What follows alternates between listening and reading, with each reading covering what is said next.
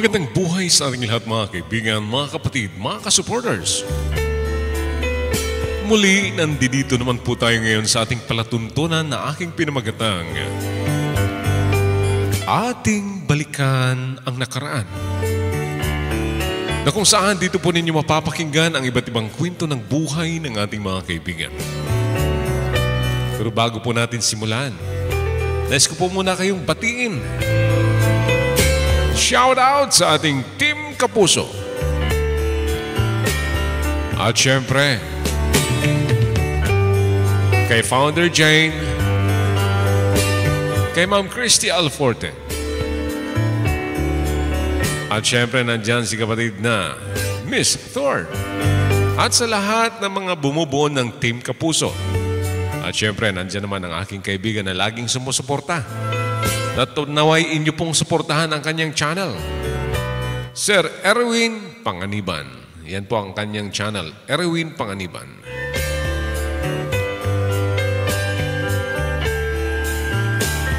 At ngayon, atin ang umpisahan ang kwento galing sa ating kaibigan. Ito ating pakinggan.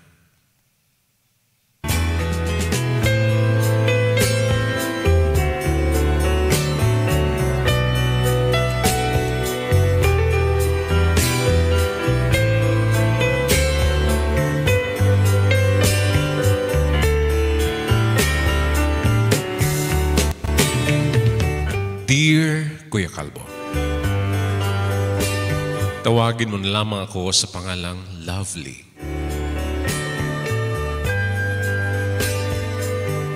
Ako isa sa iyong tagapakinig, Kuya, sa iyong palatuntunan. At dahil dito, gusto ko rin mag-share ng aking kwento ng buhay. Kwento ng aking love life.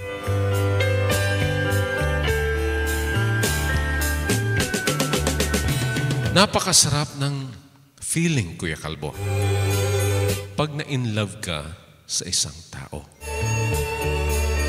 At lalong-lalo na, in return, mahal ka din niya.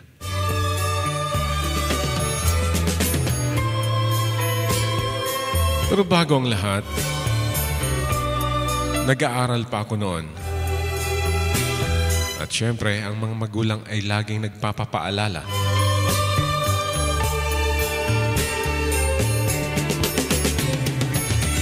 At ako'y pinaalalahan ng aking papa at mama. Dahil ako'y 17 years old pa lang noon,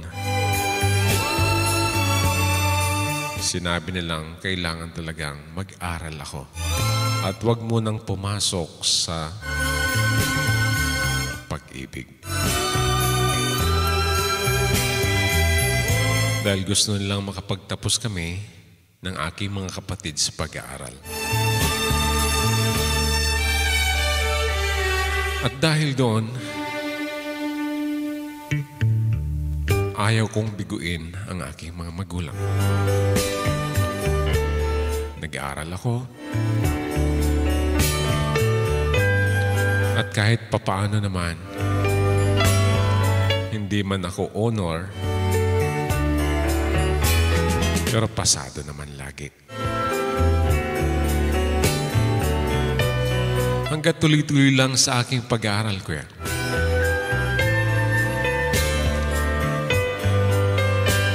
Hanggang ako'y nag-18 years old.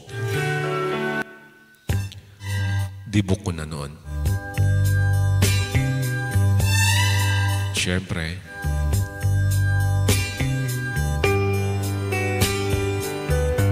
nagsabi ng aking mga magulang na pwede na akong ligawan. Dahil ako'y 18 years old na. Pero dahil wala pa namang nagpapatibok sa puso ko noon, ay tuloy lang ang aking pag-aaral.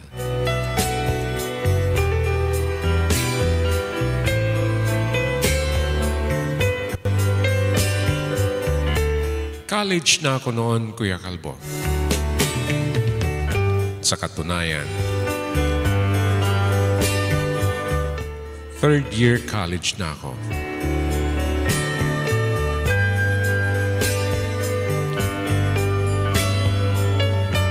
Hanggat nakilala ko, ang tawagin na lang natin sa pangalang Ray.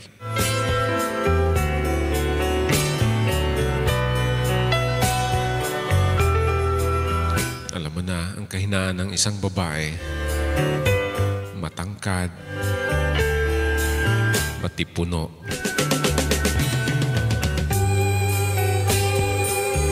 Pero hindi ako nagpakita ng motibo sa kanya. Pero tuwing kami nagkakasalubong, malayo pa lang nagkakatinginan na kami, Kuya Kalbo. At nang malapit na, sabay ngiti. Hindi pa kami nag-uusap. Pero iwan ko ba kung bakit ibang aking nararamdaman tuwing nakikita ko si Ray.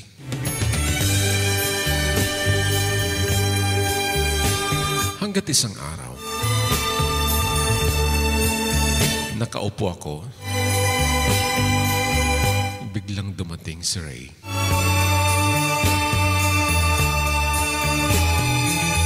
At nagpakilala.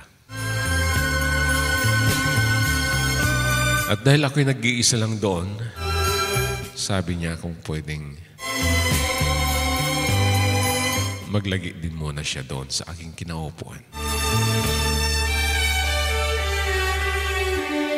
At yun nga, doon nag-umpisa, Kuya. Hiningi niya ang aking telephone number.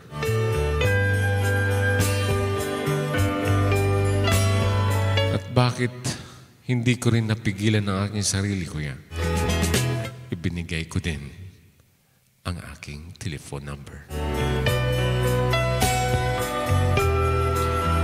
At doon na nag-umpisa. Lagi na siyang nagtitext sa akin.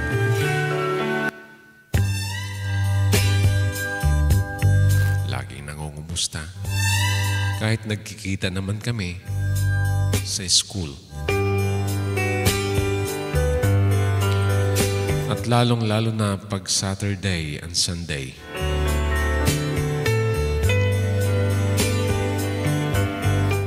Hindi pa nga ako gising. Meron na siyang text sa akin. Dahil doon, Kuya,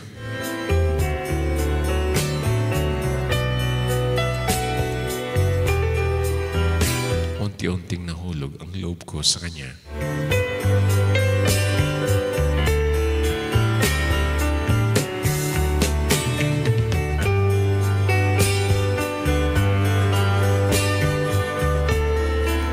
Isang araw,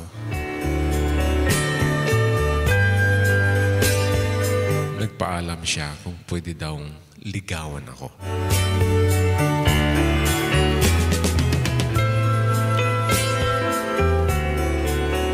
At tinanong niya ako kung may boyfriend na ako.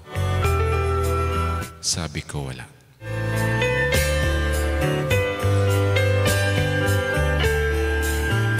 At nangulit siya na kung pwede akong ligawan. Sagot ko naman sa kanya, kung gusto niya talaga akong ligawan, pumunta siya sa bahay namin at magpaalam sa mga magulang ko.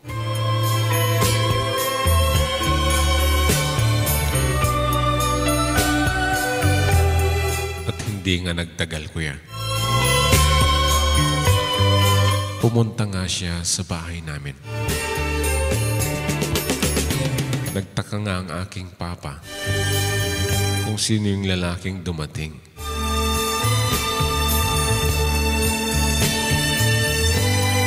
At sinabi ko na, Kuya, sa aking mga magulang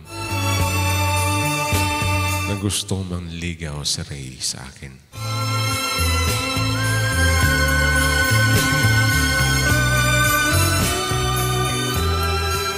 dahil nasa tamang edad naman ako,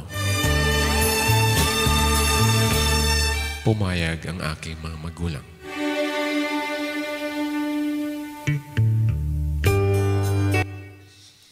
At dahil doon, nagpahayag si Ray ng kanyang damdamin sa akin. At dahil matagal naman na kaming nagtitext,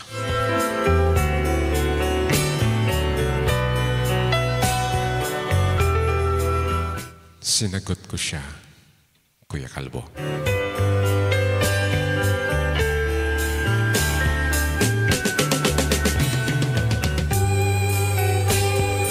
Kaya nung mga oras na iyon,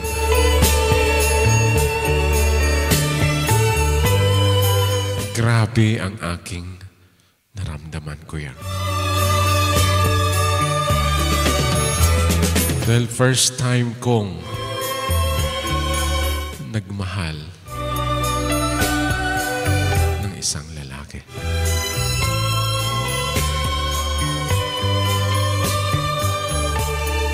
Sa sobrang tuwa ko sa sarili ko,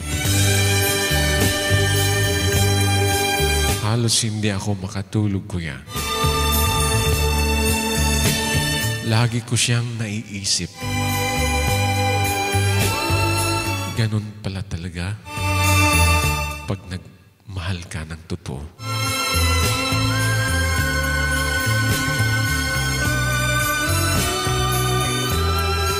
Kaya, pag nag-aral ako at pupunta ako ng school, napaka-excited ko lagi, Kuya. Dahil gusto ko laging makita si Ray.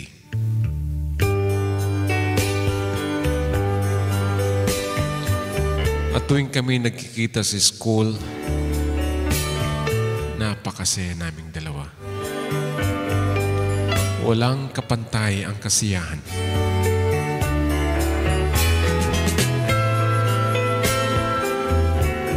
Hanggat sa nag-graduate kami, tuloy-tuloy ang aming pagmamahalan ni Ray, Kuya.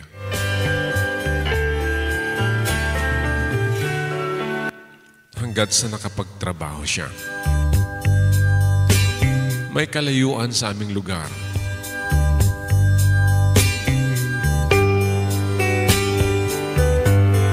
Dahil ang kanyang trabaho ay nagra-ride siya ng 4 hours. Kaya nagpaalam si Ray sa akin na mag-boarding na lang doon sa malapit sa kanyang trabaho. Dahil nagtatrabaho po siya, Kuya, sa isang logistic company.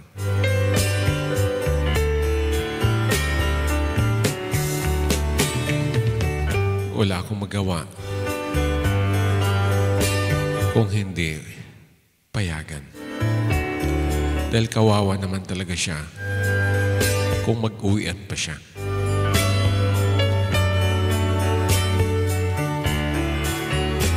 Pero dahil lagi naman kami nagtitext, lagi kami nagbi-video call, kaya parang nandyan lang din siya, malapit sa akin.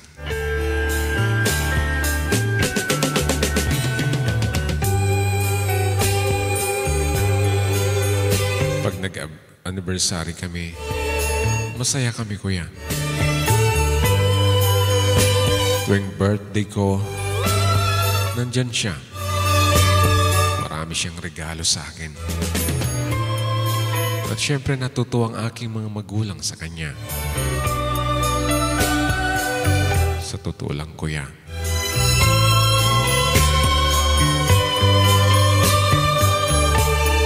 gustong-gusto ko si Ray na makasama sa buhay ko.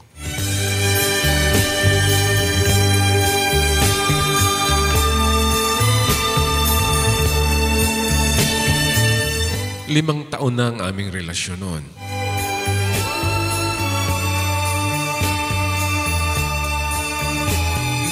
tuloy-tuloy lang.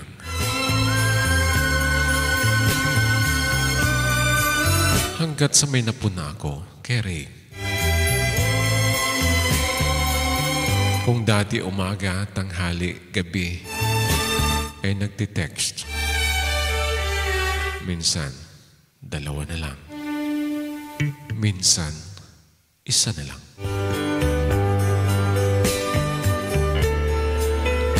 Hindi ko yun pinuna. Dahil, sabi ko sa sarili ko, baka busy lang talaga sa kanyang trabaho.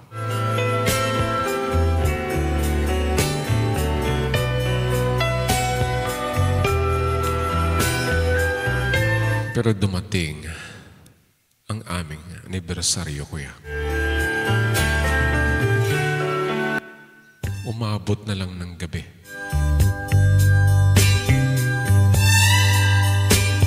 Wala pang text si Ray sa akin.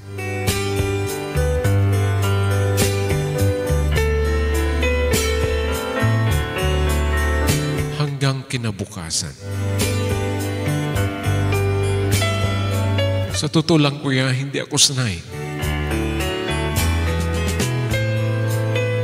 na ganun ang nangyari. Dahil tuwing kami nag-anniversary ni Ray, talagang hindi niya nakakalimutan. Nagtaka ako kung bakit nakalimutan niya.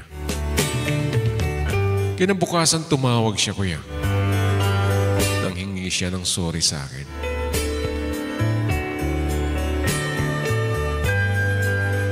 Sinabi niya na nakalimutan daw niya talaga.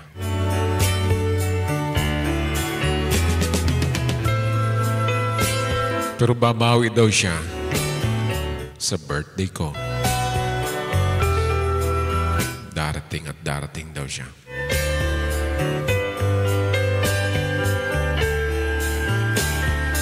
At yun na nga, dumating ang aking birthday, kuya.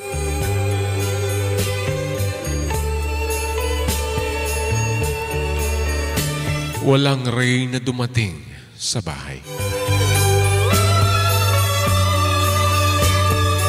Dahil ako'y umasa sa kanya, kuya. Nasaktan ako. Grabe ang sakit ng aking naramdaman. Nang hindi dumating si Ray sa aking kaarawan. Na kanyang ipinangako sa akin na siya'y darating.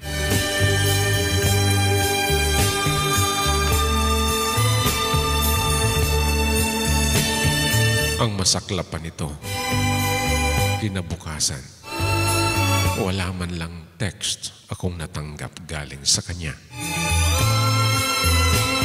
Kaya dahil doon, tinawagan ko ang kanyang kaibigan na si Joey.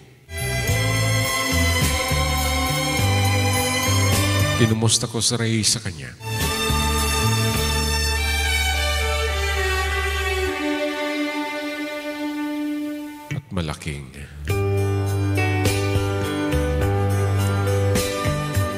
Malaking problema ang aking nabalitaan, kuya. Lalo na nung sinabi ni Joey sa akin na wag na raw akong umasa pa kay Ray. Dahil sa kanyang sinabi, hindi ako napalagay, kuya. Tinanong ko kung bakit niya nasabi iyon.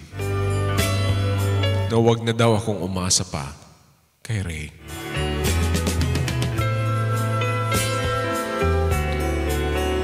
At nang hingi ng sorry sa akin si Joy,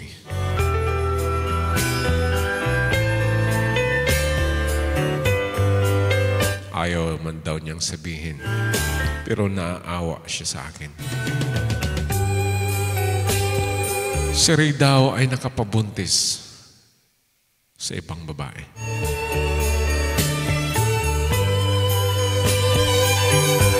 Grabe, kuya. Nang malaman kong iyon,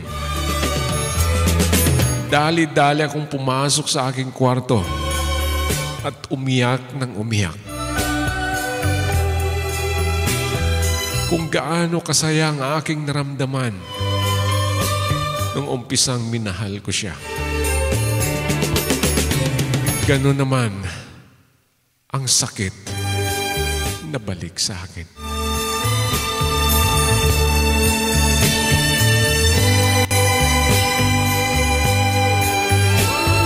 Kinabukasan, tumawag si Ray sa akin. Ayaw ko sanang sagutin. Pero para malinawan na rin, sinagot ko ang tawag niya.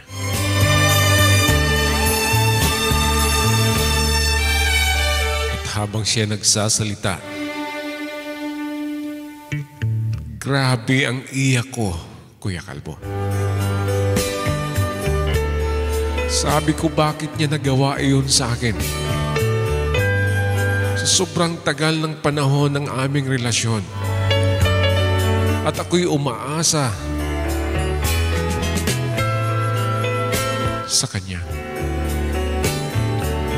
Pero sabi ko sa kanya, bakit mo nagawa sa akin ito?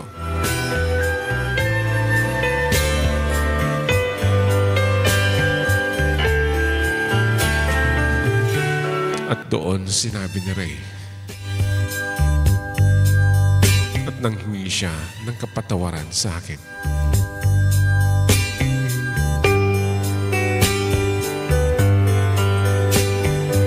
Inamin niya na nabuntis nga daw niya.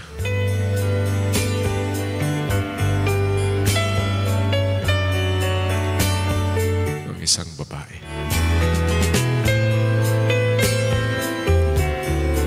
Kuya, mas lalong masakit nung malaman ko galing sa kanya.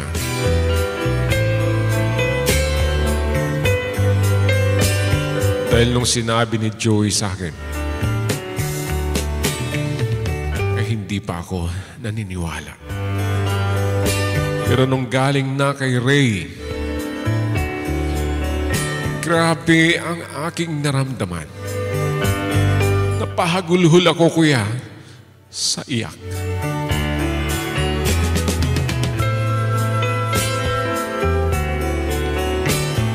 Pero wala na akong magawa kung hindi tapusin namin ang aming relasyon.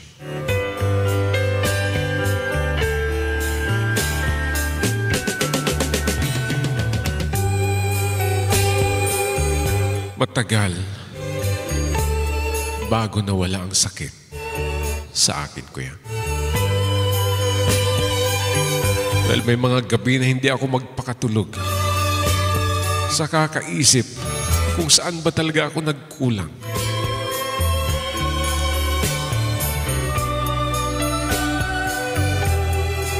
Pero ganun talaga, Kuya. Hindi lahat ng pag-ibig ay bed of roses. Hindi lahat ng pag-ibig ay may rainbow. At hindi lahat ng pag-ibig ay perfecto.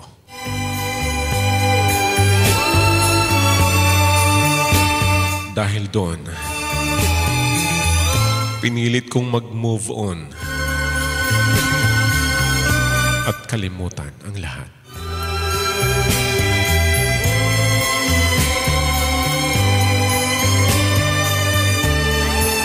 At ngayon,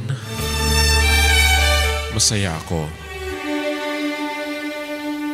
dahil natanggap ko na ang lahat, Kuya Kalbo. Ito, nag-i-enjoy lang ako sa aking trabaho.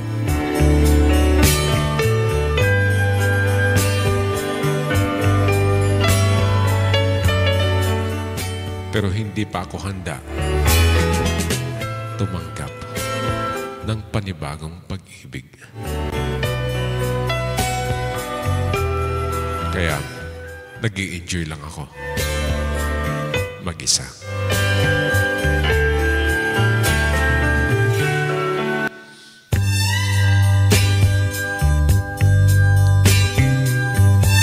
Kuya Kalbo, naway nagustuhan po ninyo ang aking istorya ng buhay. Istorya ng pag-ibig. Sana ay may napulutan ng aral. Ang tulad kong babae na umibig ng tapat sa isang lalaki. Kuya, maraming salamat sa iyong palatuntunan na aking na-share ang aking kwento ng buhay, kwento ng pag-ibig. Hanggang dito na lamang.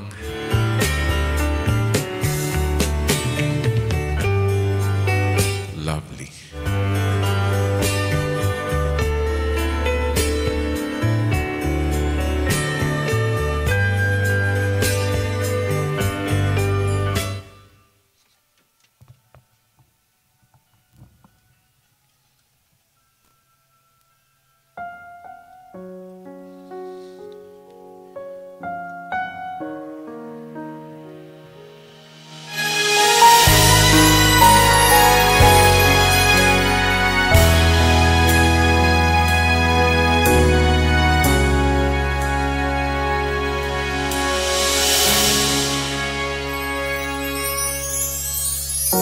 Ma'am Lovely, maraming salamat sa napakagandang kwento.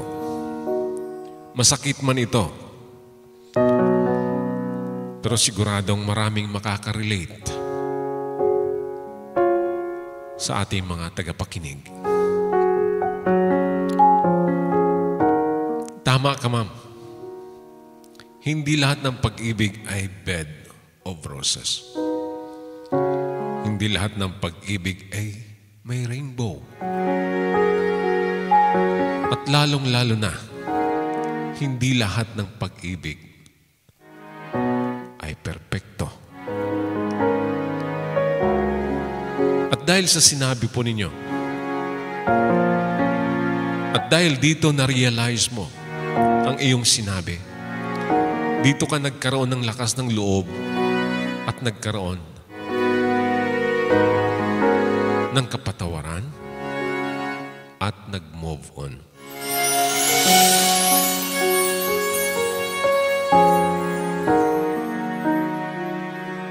Salamat naman at nakapag-move on ka na. Sabi mo nga, masaya kang mag-isa ngayon. Pero hayaan mo, talagang hindi kayo para sa isa't isa ni si Ray kahit umabot na kayo ng ilang taon. Ang masakit lang, sa haba ng panahon ng inyong relasyon, hindi mo akalaing mawala. Pero tuloy-tuloy lang.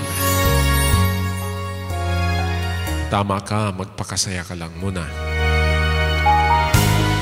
At huwag mong isarado ang pintuan ng iyong puso. Dahil siguradong may right guy na darating. At iyon ay para sa iyo. Mga kaibigan, ano ang masasabi po ninyo sa kwento ni Ma'am Lovely? Relate ba kayo? May mga nakarelate ba dyan? Mag-comment na. At kung kayo man ay may mga kwento ng buhay, maaari po ninyong i-share at ipadala dito sa ating palatuntunan. Ating balikan ang nakaraan. At syempre, i-share sa ating mga kaibigan. Malay po natin, isa sa inyong mga kaibigan ay magpadala dito ng kanilang kwento.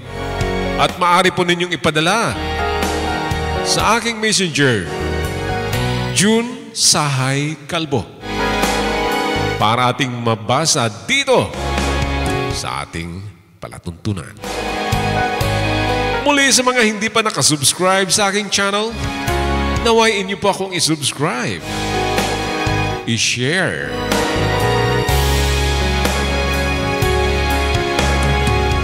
muli, maraming salamat sa walang sawang suporta po ninyong lahat sa aking channel at sa ating palatuntunan. Muli, ito nga po pala si Jun Sahay Bert, ang laging nagsasabing, God bless us all. Bye-bye!